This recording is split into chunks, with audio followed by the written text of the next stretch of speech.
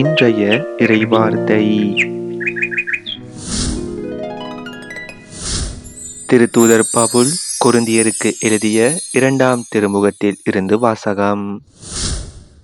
சகோதரர் சகோதரிகளே, கடவுளின் மாட்சியாகிய செல்வத்தை மண்பாண்டங்கள் போன்ற நாங்கள் கொண்டிருக்கிறோம்.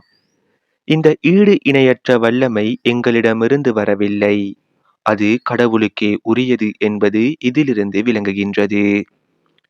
நாங்கள் எல்லா சூழ்நிலைகளிலும் இன்னலுற்றாலும் மனம் உடைந்து போவதில்லை, குழப்பமுற்றாலும் நம்பிக்கை இழப்பதில்லை, துன்புறுத்தப்பட்டாலும் கைவிடப்படுவதில்லை, வீழ்த்தப்பட்டாலும் அழிந்து போவதில்லை. இயேசுவின் வாழ்வே எங்கள் உடலில் வெளிப்படுமாறு நாங்கள் எங்கு சென்றாலும் அவருடைய சாவுக்குரிய துன்பங்களை எங்கள் உடலில் சுமந்து செல்கிறோம்.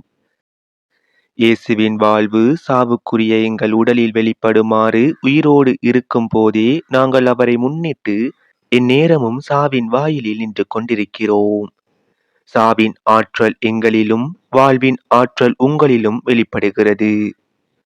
நான் கடவுள் மீது நம்பிக்கையோடு இருந்தேன், ஆகவே பேசினேன் என்று மறைநூலில் எழுதியுள்ளது. அதற்கொப்ப நம்பிக்கை மனப்பான்மை கொண்டுள்ள நாங்களும் நம்புகிறோம், ஆகவே பேசுகிறோம். ஆண்டவர் இயேசுவை உயிர்த்தெழ செய்த கடவுளே எங்களையும் அவரோடு உயிர்த்தெழ செய்து அவர் திருமுன் நிறுத்துவார், உங்களையும் அவ்வாறே நிறுத்துவார் என்பது எங்களுக்கு தெரியும். இவை அனைத்தும் உங்கள் நன்மைக்கே நிகழ்கின்றன. இறையருள் பெறுவோரின் தொகை பெருக பெருக அவர்கள் கடவுளுக்கு செலுத்தும் நன்றியும் பெருகும். இதனால் கடவுள் போற்றி புகழப்படுவார். இது ஆண்டவர் வழங்கும் அருள்வாக்கு. இறைவா உமக்கு நன்றி. இன்றைய தினத்துக்கு உரிய நற்செய்தி வாசகம். மத்தேயு எழுதிய தூய நற்செய்தியில் இருந்து. அக்காலத்தில் செபதேயுவின் மனைவி தம் மக்களோடு ஒரு வேண்டுகோள் விடுக்குமாறு இயேசுவிடம் வந்து பணிந்து நின்றார். உமக்கு என்ன வேண்டும் என்று இயேசு அவரிடம் கேட்டார். அவர், நீ ஆட்சி புரியும் போது என் மக்களாகிய இவர்கள் இருவருள் ஒருவன் உமது அரியணையின் வலப்புறமும் இன்னொருவன் இடப்புறமும் அமர செய்யும் என்று வேண்டினார். அதற்கு இயேசு, நீங்கள் என்ன கேட்கிறீர்கள் என உங்களுக்கு தெரியவில்லை. நான் குடிக்கப் போகும் துன்பக் கிண்ணத்தில் உங்களால் குடிக்க இயலுமா என்று கேட்டார். அவர்கள், எங்களால் இயலும் என்றார்கள். அவர் அவர்களை நோக்கி, ஆம், என் கிண்ணத்தில் நீங்கள் குடிப்பீர்கள். ஆனால் என் வலப்புறத்திலும் இடப்புறத்திலும் அமரும்படி அருளுவதோ எனது செயல் அல்ல, மாறாக அவ்விடங்களை என் தந்தை யாருக்கு ஏற்பாடு செய்திருக்கிறாரோ அவர்களுக்கே அவை அருளப்படும் என்றார்.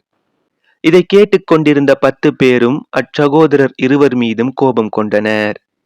இயேசு அவர்களை வரவழைத்து, பிற இனத்தவரின் தலைவர்கள் மக்களை அடக்கி ஆளுகின்றார்கள். உயர் குடிமக்கள் அவர்கள் மீது தங்கள் அதிகாரத்தை காட்டுகிறார்கள். இதை நீங்கள் அறிவீர்கள். உங்களிடையே அப்படி இருக்கக்கூடாது. உங்களுள் பெரியவராக இருக்க விரும்புகிறவர் உங்கள் தொண்டராய் இருக்கட்டும். உங்களுள் முதன்மையானவராக இருக்க விரும்புகிறவர் உங்களுக்கு பணியாளராக இருக்கட்டும்.